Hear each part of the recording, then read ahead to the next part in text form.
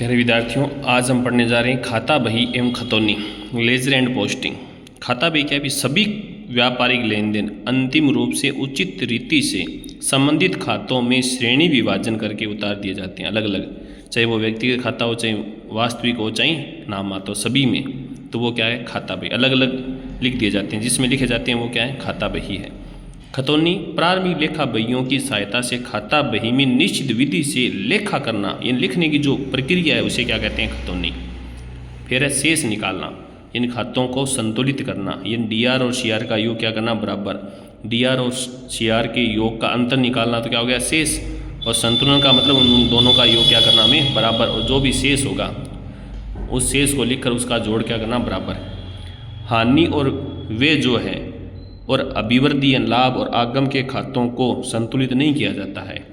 उनके तो जो भी शेष होंगे उनको व्यापार और लाभ हानि खाते में भेजा जाता है, उन खातों को बंद कर दिया जाता है, जिसे हम अस्थायी खाता कहते हैं।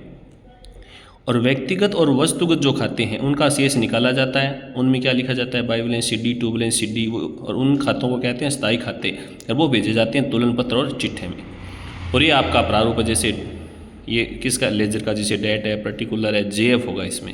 एंट्री में तो होता है एलएफ, इसमें JF, amount, date, particular. DR में जो भी लिखेंगे उसके आगे 2, यहाँ पर लिखेंगे बाई।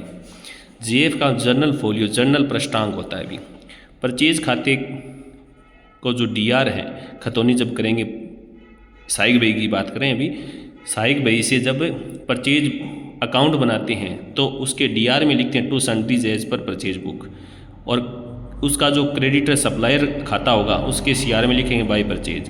परचेज जो रिटर्न बुक है उससे अगर हम परचेज रिटर्न अकाउंट बना रहे हैं तो उसके सीआर में by sundries as per purchase return, और डीआर में क्या लेना है? To purchase return. Sales book से अगर हम सेल्स अकाउंट बना रहे हैं तो उसकी खतौनी कैसी होगी? सीआर में क्या लिखना? By sundries as per sales book, और सेल्स रिटर्न जो अकाउंट बनाएंगे उसमें to sundries as per sales book.